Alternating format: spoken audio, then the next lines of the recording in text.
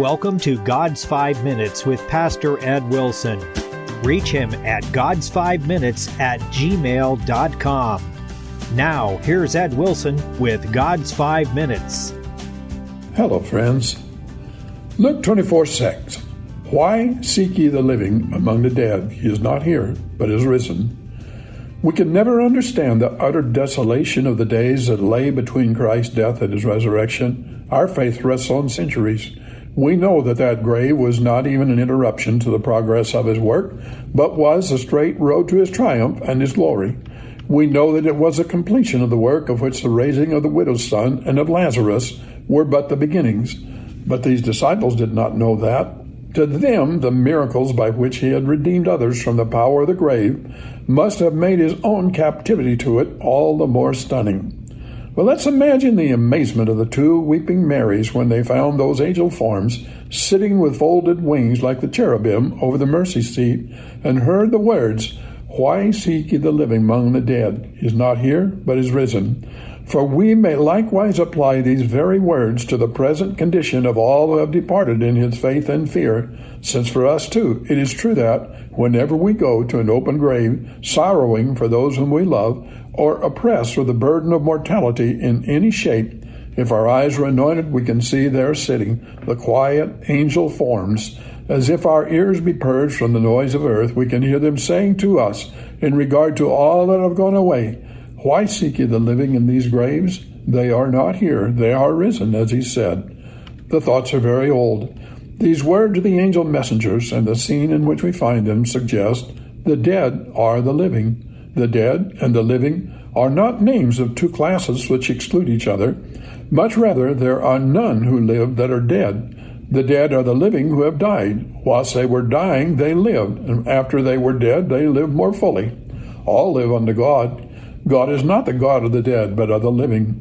How solemnly sometimes that thought comes up before us, that all those past generations which have stormed across this earth of ours, and then have fallen into still forgetfulness, live yet. Somewhere at this very instant, they now truly are. We say they were, they have been. There are no have-beens. Life is life forever. To be is eternal being.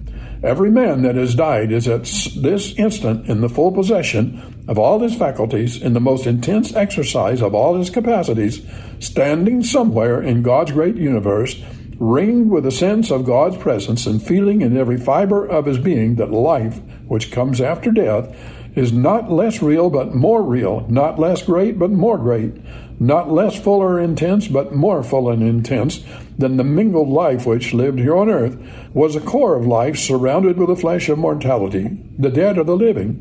They live whilst they died, and after they die, they live on forever. Such a conviction has, a matter of fact, been firmly grasped as an unquestionable truth and a familiar operative belief only within the sphere of the Christian revelation. From the natural point of view, the whole region of the dead is a land of darkness without any order, where the light is as darkness. The usual sources of human certainty fail us here.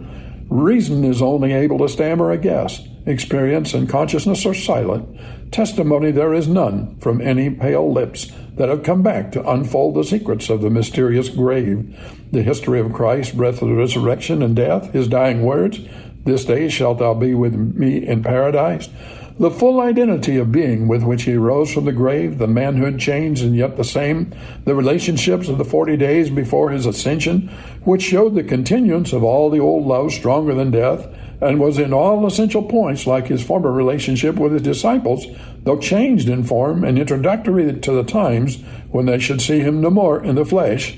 These teach us, not as an adventure or as a dim hope, but as a strong foreboding which may be in its nature prophetic. There's a certainty based upon historical fact that death's empire is partial in its range and transitory in its duration. Jesus Christ rose from the dead, and so shall we. You have been listening to God's 5 Minutes with Pastor Ed Wilson.